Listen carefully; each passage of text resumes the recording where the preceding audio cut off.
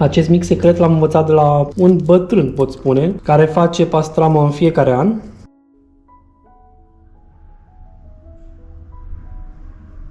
Salutare! Azi vă voi prezenta pe scurt cum prepar eu pastramă de porc.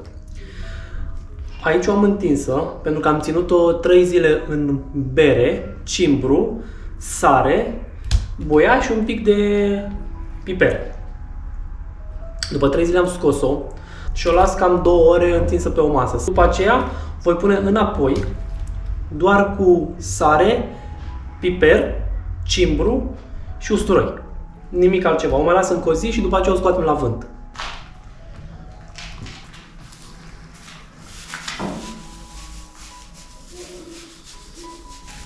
Îi voi da cimbru pe o parte.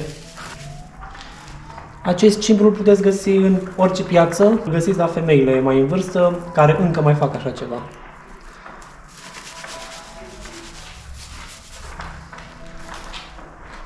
Un pic de piper. Nu foarte mult ca să nu iasă condimentată foarte rău. Voi adăuga boia. Iarăși, nu foarte multă. Usturoiul nu-l vom pune acum. Ultimul lucru pe care îl adaug este sarea. Aici dați sare după gust. Eu i-am dat și prima dată un pic de sare. Am probat-o, am fript o bucățică și am văzut că mai trebuie un pic de sare. I-am mai dat acum și urmează să o băgăm în recipient. Usturoiul îl lăsați întreg, nu-l tocați.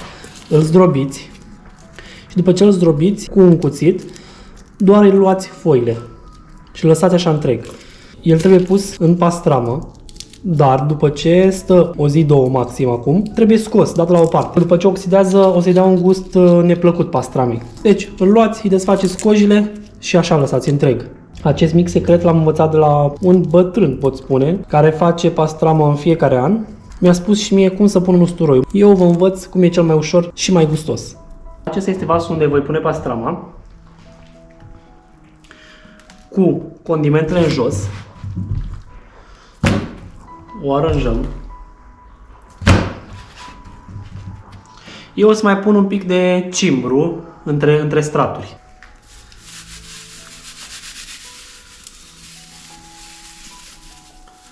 Nu foarte mult. Și venim iarăși cu condimentele în jos. Câțiva căței de usturoi.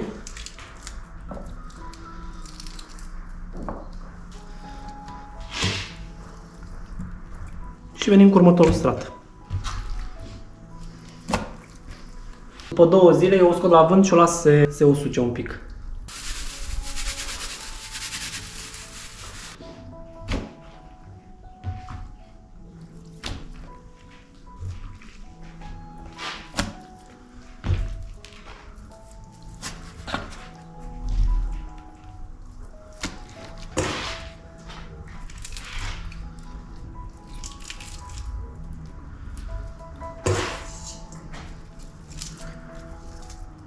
Am terminat pastrama, am aranjat-o în acest recipient. Încă un lucru.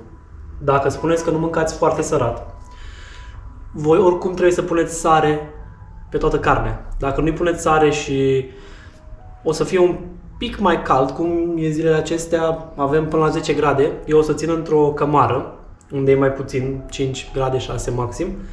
Dacă nu-i dați sare, carnea se strică. O să prindă o culoare diferită. O să vă arăt când o să fie gata pastrama cum trebuie să arate. Deci foarte important, trebuie să dați sare cărnii ca să nu se strice.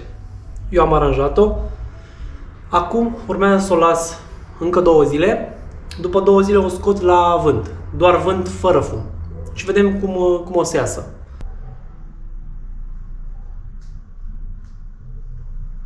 Nu uitați să vă abonați la canalul meu pentru mai multe rețete.